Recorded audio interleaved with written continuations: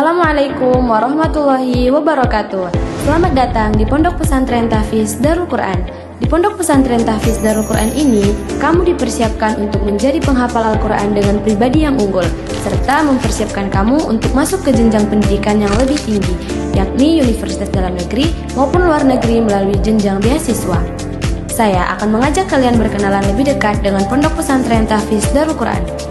Pondok Pesantren Tahfiz Darul Quran didirikan pada tahun 2016 di bawah naungan Yayasan Islamic Center Darul Quran oleh almarhum Bapak Haji Amarullah Nasution SA MBA. Ia mengelola program pendidikan Madrasah Sanawiyah, Madrasah Aliyah, dan Takhasus Tahfiz. Pendidikan di Pondok Pesantren Tahfiz Darul Quran tidak hanya mempersiapkan santri dan santriwatinya untuk unggul di dalam kelas dan lingkungan pesantren dalam segi agama, tetapi juga unggul dan berprestasi di bidang akademik dan ekstrakurikuler. Dengan populasi lebih dari 1.500 santri dan santriwati yang berasal dari berbagai provinsi dan tenaga pendidik yang merupakan alumni dari Timur Tengah dan universitas dalam negeri, Pondok Pesantren Tahfiz Darul Quran merupakan sarana yang tepat untuk membangun networking. Pondok Pesantren Tahfiz Darul Quran memiliki fasilitas di antara kelas, asrama, masjid, dapur, dan lain sebagainya. Ayo, tunggu apa lagi? Buruan daftar putra-putri Anda di Pondok Pesantren Tahfiz Darul Quran.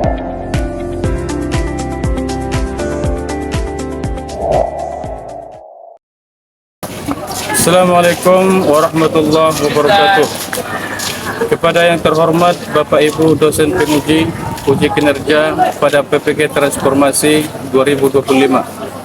Perkenalkan, saya Rudi Fahmi, mahasiswa PPG Mapel SKI batch 4 di LPTK Universitas Islam Negeri Syekh Ali Hasan Ahmad Ad-Dari Padang Sidimpuan dengan PIK ID 1026 9825 187002 dan dengan NIM 2521 10 2260. Pada hari ini, Senin, tanggal 12 Januari 2026, saya akan melaksanakan praktik pembelajaran dalam rangka penilaian uji kinerja di Pondok Tahfiz Darul Quran di kelas 10.5 dengan materi masuknya Islam ke Indonesia dan model pembelajaran Problem Based Learning atau PBL. Terima kasih dan selamat menyaksikan. Assalamualaikum warahmatullahi wabarakatuh. Assalamualaikum. Waalaikumsalam warahmatullahi wabarakatuh. Apa kabar anak-anak semua?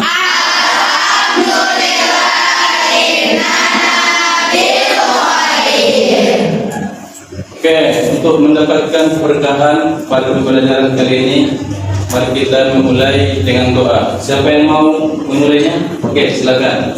Nabda'ul darsa bi qiraatil doa. Bismillahirrahmanirrahim.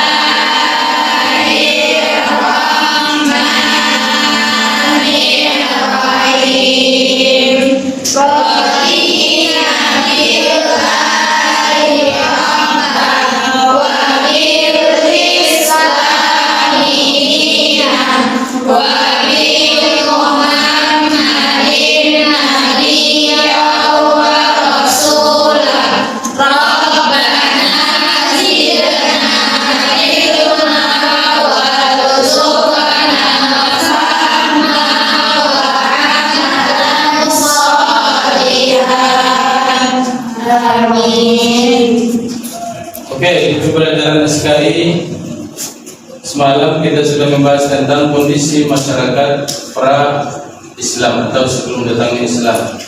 Siapa yang masih ingat bagaimana kondisi masyarakat Indonesia? Saya boleh Oke, sebutkan. mengenai pemahaman animisme dan dinamisme ini. Oke, beri aplaus. Oke, untuk memulai pelajaran, muallim akan absen dulu ya.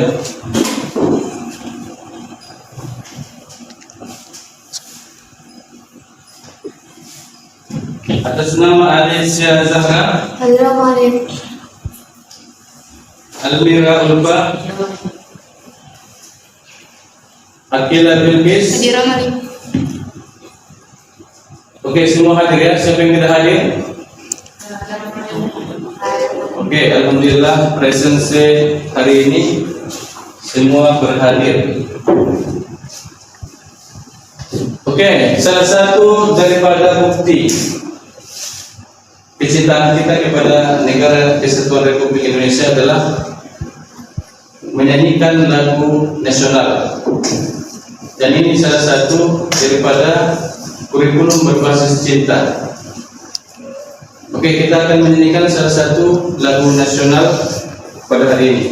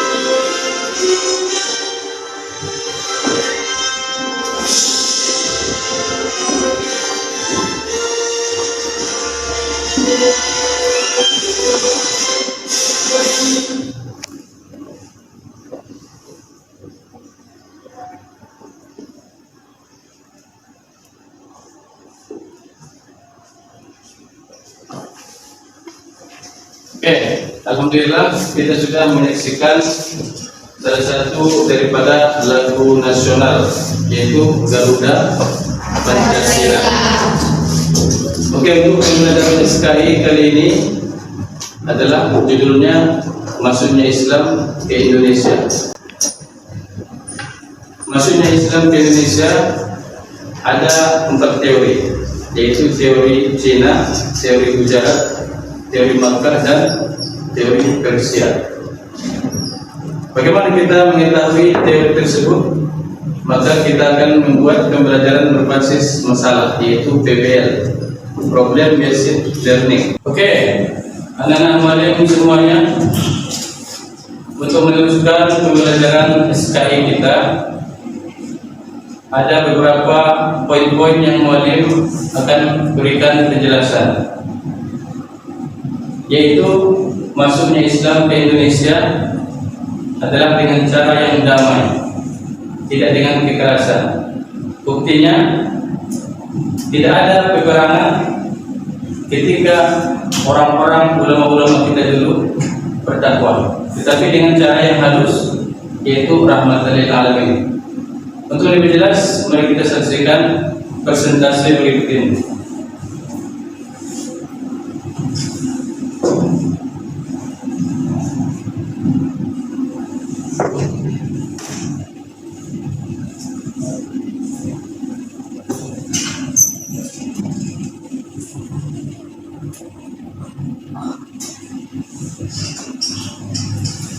Yang pertama adalah teori Makkah, disebut juga dia teori Arab.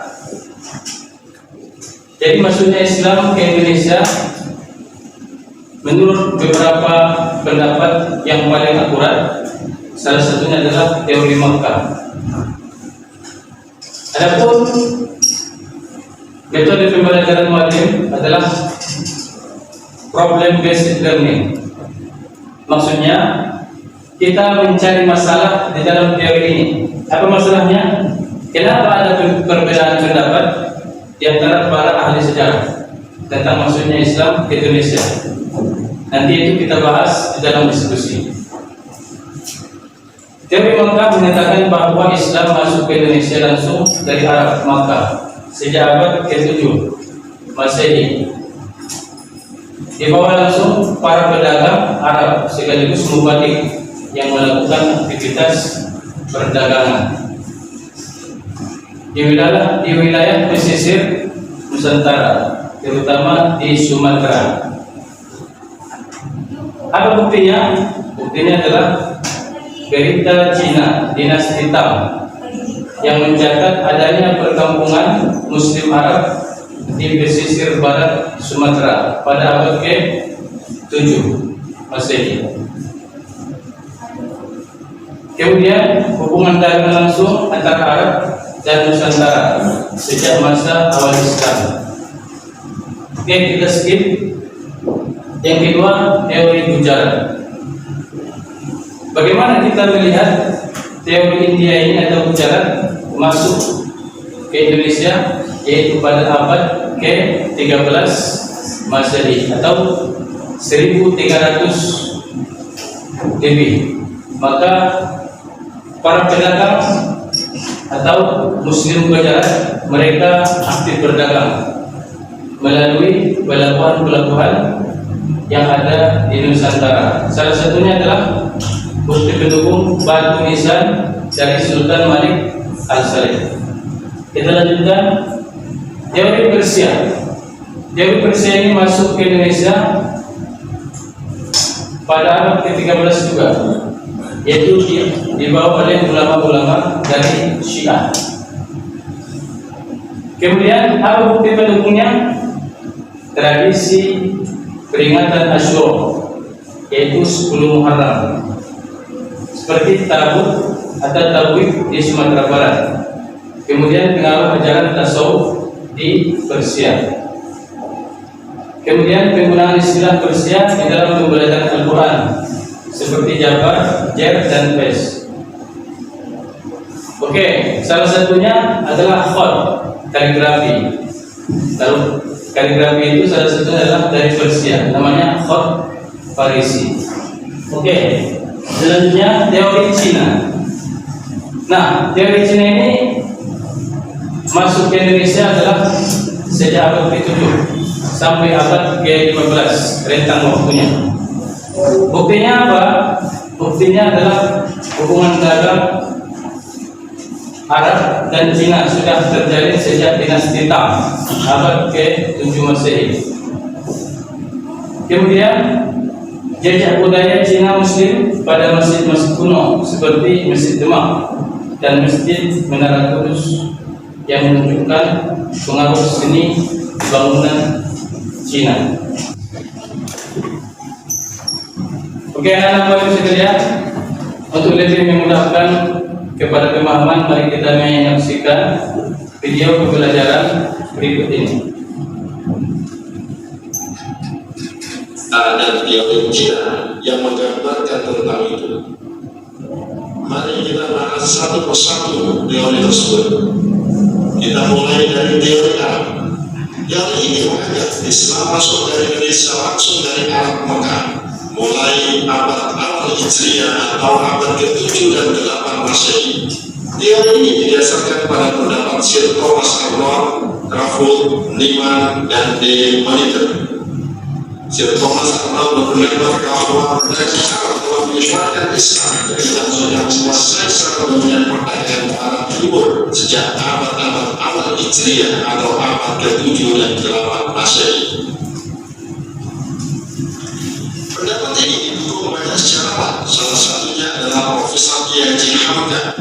Dalam bukunya berjudul Sejarah Umat Islam, Profesor Hamka berpendapat, selain alasan kesamaan mazhab Syafi'i, dalam raja-raja kerajaan Samudra Masehi, kerajaan Islam pertama adalah Malik, bukan gelar Syah atau Han seperti gelar raja kerajaan Persia dan India. Untuk menjadi bukti bahwa Islam langsung datang dari Arab abad pertama Hijriah, ditambah bukti jalur perdagangan internasional melalui Selat Malaka sudah dimulai menghubungkan dinasti Tang di Cina, Asia Timur, Sriwijaya di Asia Tenggara, dan Bani Umayyah di Asia Arab. Menurut Hamka, berdasarkan naskah Pulau Tiongkok, sekitar tahun 625 Masehi telah ada sebuah perkampungan Arab Islam di pesisir Sumatera Barat, tepatnya di daerah Badrus. Sebagian dari mereka melakukan perkawinan dengan wanita lokal. Komunitas Arab ini disebutnya sebagai komunitas Tashi dan Bose. Mereka adalah para pedagang yang telah lama menjalin hubungan dagang dengan kerajaan Sriwijaya. Karena demi hubungan perdagangan itulah kemudian kerajaan Sriwijaya memberikan daerah khusus untuk mereka. Dan itu semakin dikuatkan dengan catatan Marco Polo, seorang penjelajah dari Venesia saat singgah di Pasai tahun 1292 Masehi, juga mengungkapkan telah banyak orang Arab menyebarkan Islam di Nusantara. Begitu juga dengan Ibnu Battuta, seorang pengembara Muslim dari Maroko, dalam catatan perjalanannya berjudul Al-Ikhla mengungkapkan ketika singgah di Aceh tahun 1345 Masehi telah tersebar penganut mazhab Syafi'i. Kesaksian Marco Polo dari Ibnu Battuta itu sekaligus mementahkan pendapat kalau agama Islam baru masuk ke tanah air abad ke-13 Masehi. Sejarah mulai mendukung teori Arab adalah bukan Chandra Sasmita, Ahmad Azmi, dan Az-Zumardi Azra. Bahkan Az-Zumardi menambahkan tradisi dulu bersilah merupakan tradisi bangsa Arab atau Persia yang kini menjadi tradisi bangsa Indonesia. Di samping alasan di atas, maka Fatimah binti Maimun di Lerang Gresik, Jawa Timur makin menguatkan teori ini. Fatimah binti Maimun bin Ibatullah merupakan perempuan beragama Islam yang wafat pada hari Jumat 7 Rajab tahun 475 Hijriah atau bertepatan dengan 2 Desember tahun 1082 Masehi.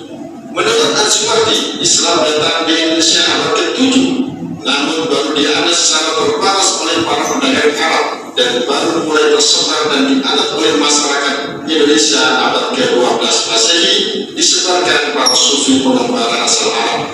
Alasan ini dikuatkan oleh corak Islam awal di masyarakat Indonesia adalah Islam bercorak sufistik, karena di era Daulah Abbasiyah muncul sufi-sufi pengembara bertujuan menyebarkan Islam tanpa pamrih. Maka sufi-sufi inilah disinyalir datang menyebarkan Islam di Indonesia. Berikutnya adalah teori India. Teori ini menyatakan bahwa Islam baru masuk ke Nusantara sekitar abad ke-13 Masehi di bawah pedagang dari India.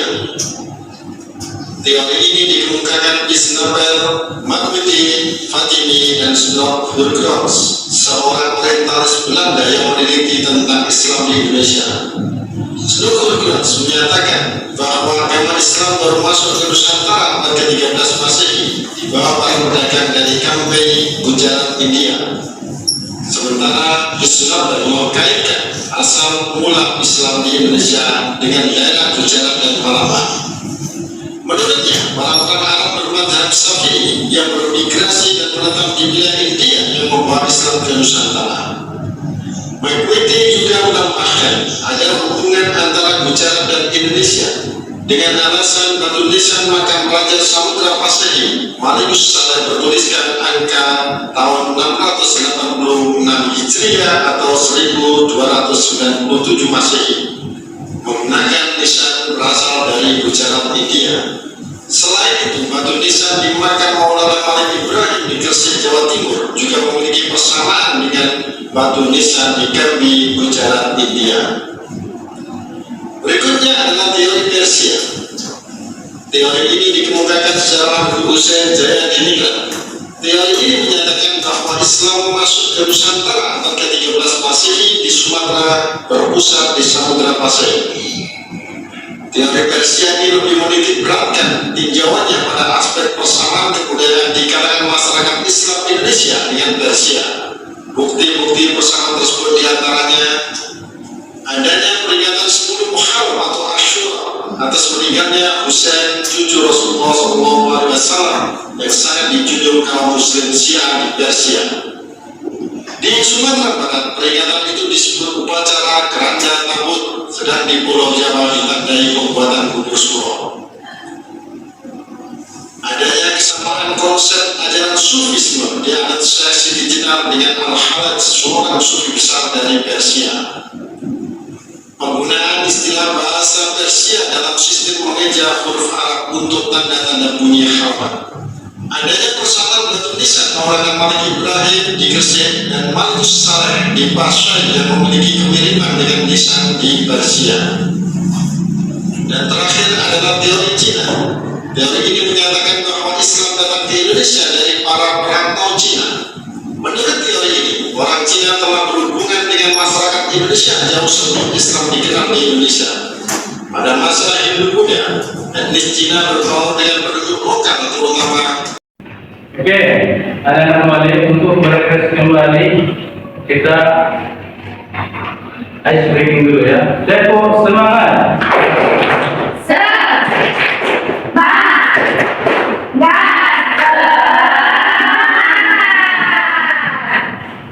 Oke, anak-anak semua sudah semangat ya. Tadi kita sudah melihat video pembelajaran terkait tentang masuknya Islam di Indonesia, yaitu ada 4 teori. Yang pertama, teori Makkah, yang kedua teori Cina, yang ketiga teori Gujarat, yang keempat teori Persia. Oke, mari kita membagikan bahan untuk didiskusikan bersama kelompok masing-masing. Mari di dalam kelompok ini kita mencari masalah di dalam teori tersebut dan mencari solusi. Silakan didiskusikan bersama kawannya. Diskusi dimulai.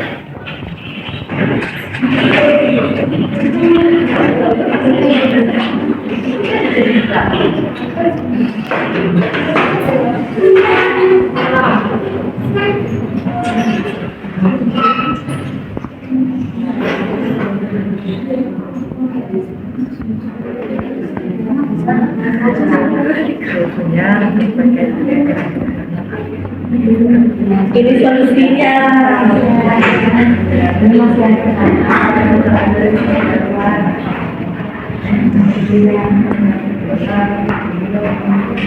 Nanti solusinya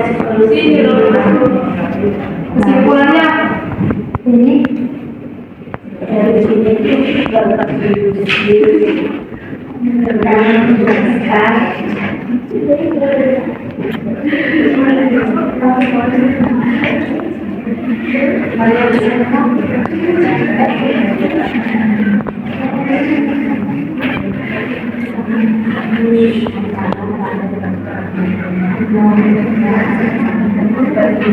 masalahnya apa? Solusinya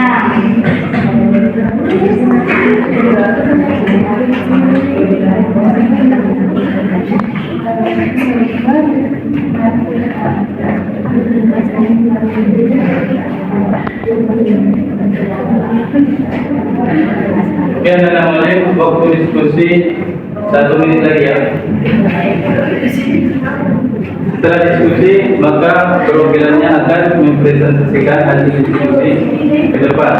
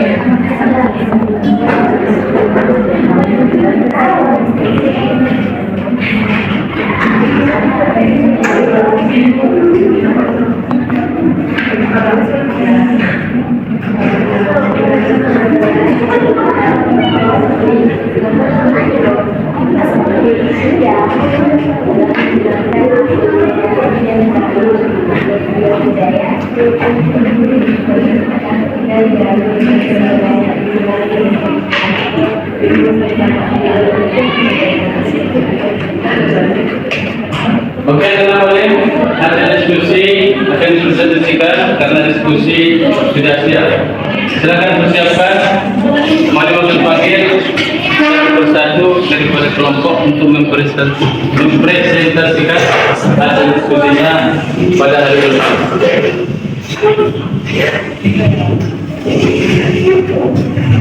Oke, untuk kelompok yang pertama, Mualim persilakan untuk maju ke depan mempresentasikan hasil diskusi pada hari ini.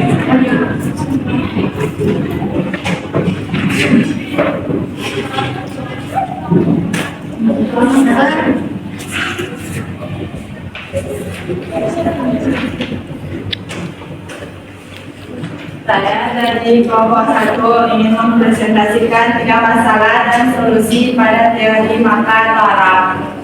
Masalah pertama, minimnya bukti arkeologis tertulis pada abad ke-7 Masehi. Penjelasan masalah, Teori Maka menyatakan Islam masuk ke Indonesia sejak abad ke-7 Masehi langsung dari Arab. Namun bukti arkeologis seperti prasasti, nisan atau dokumen tertulis dari abad tersebut di Indonesia masih sangat terbatas sehingga teori ini sering dipertanyakan. Solusinya memperkuat kajian dengan sumber non arkeologis seperti berita Cina dan Sidang, catatan perjalanan perdagangan alam, serta analisis jalur perdagangan internasional, pendekatan multidisipliner, sejarah, fisiologi, dan arkeologi maritim perlu digunakan untuk melengkapi kekurangan bukti-bukti. Sekian dari saya.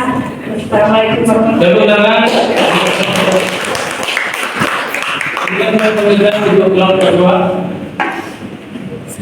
Saya dari kelompok 2 akan mempresentasikan masalah dan solusi pada teori Cina. Masalah, kurangnya bukti kuat bahwa Cina adalah sumber utama Islamisasi. Penjelasan masalah, teori Cina menyatakan Islam dibawa oleh Muslim Cina ke Indonesia. Namun sebagian besar bukti hanya menunjukkan peran perantara, bukan sebagai sumber utama ajaran Islam. Bukti yang ada lebih bersifat kultural daripada teologis.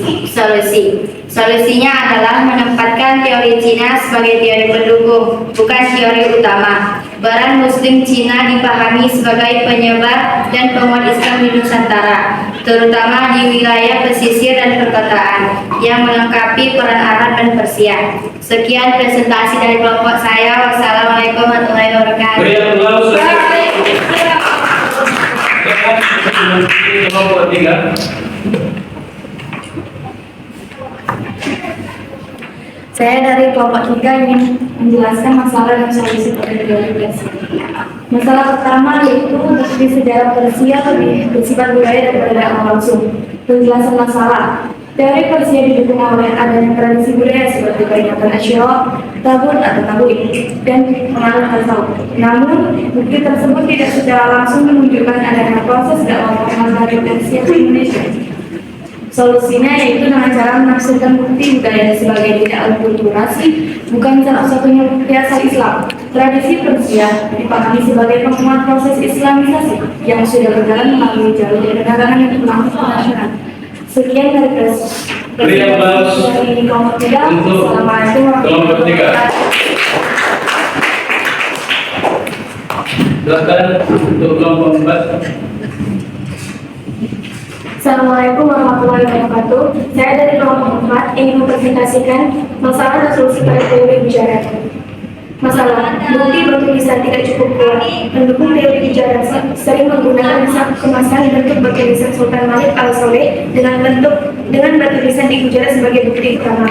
Namun, kesamaan bentuk lisan tidak otomatis membuktikan asal usul Islam karena bisa jadi hanya menunjukkan hubungan dagang. Solusinya, bukti arkeologi seperti batu nisan perlu didukung sumber lain seperti catatan perjalanan, berita asing, dan kajian sosial keagamaan. Dengan pendekatan multidisipliner, teori bicara dapat diposisikan secara lebih proporsional dan ilmiah. Sekian dari saya kelompok 4. Assalamualaikum warahmatullahi wabarakatuh. Beri aplaus untuk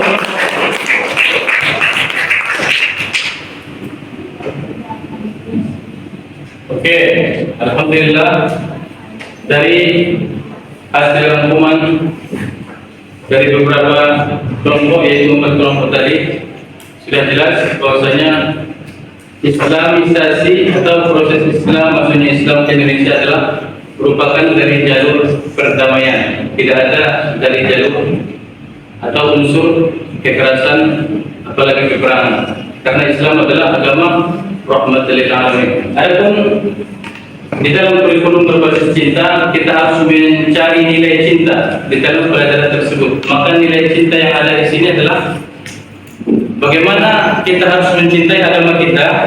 Dengan mencintai agama kita, maka kita bisa mengajak orang lain, yaitu orang-orang yang belum tahu bagaimana Islam itu indah.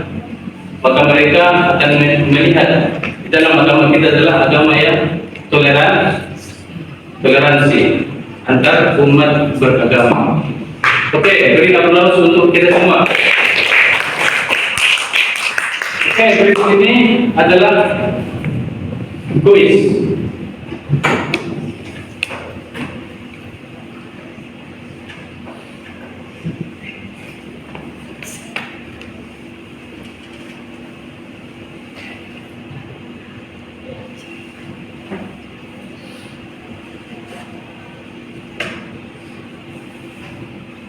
Oke, boleh minta masing-masing mempersiapkan diri untuk mencari kata yang ada di dalam kuis ini. Oke, ada nama siapa yang nomor 1? Oke, bagus. Yang ini silakan.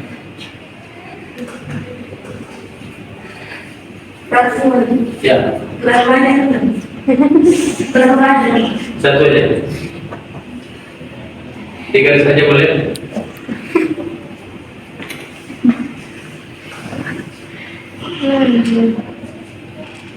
Yaitu Nusantara. Betul? Betul. Kemudian yang nomor 2, coba. Oke, ini dulu.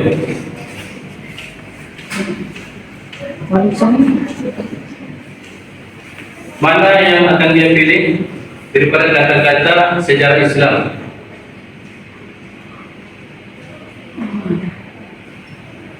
Bagus, teori Persia. Oke, tepuk tangan. Kemudian yang ketiga.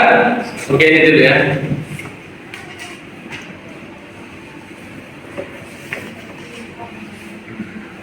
Oke, bagus. Paham dinamisme. Tepuk tangan. Nomor 4. Oke.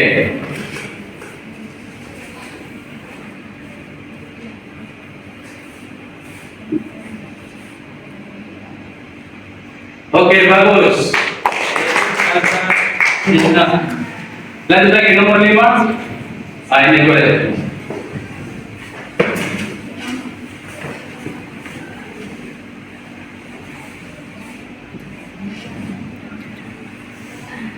Teori Gujarat. Oke, tepuk tangan lagi. Yang sudah kita boleh lagi. Nomor 6. Oke, maju.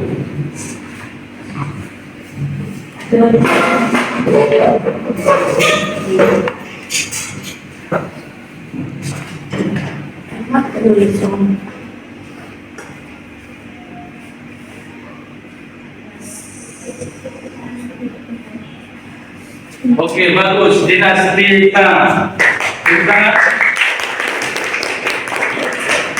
Oke, untuk kuis kita cukupkan untuk di sini. Kita sudah mendapatkan skor, yaitu 6. Skor 6, yaitu yang pertama Nusantara, Persia, dinamisme, Cina, dinasti Tang, dan Gujarat.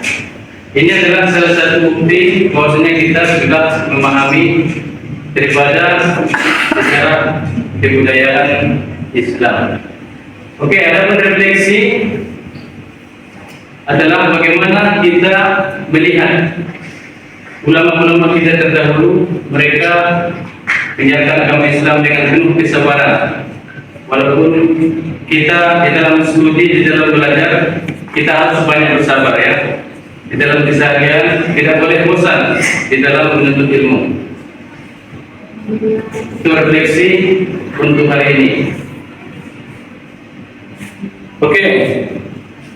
Untuk penutup, mari kita membaca doa kafaratul majalis. Subhanallahumma asyhadu an la ilaha illa anta wa astaghfiruka wa atubu ilaik.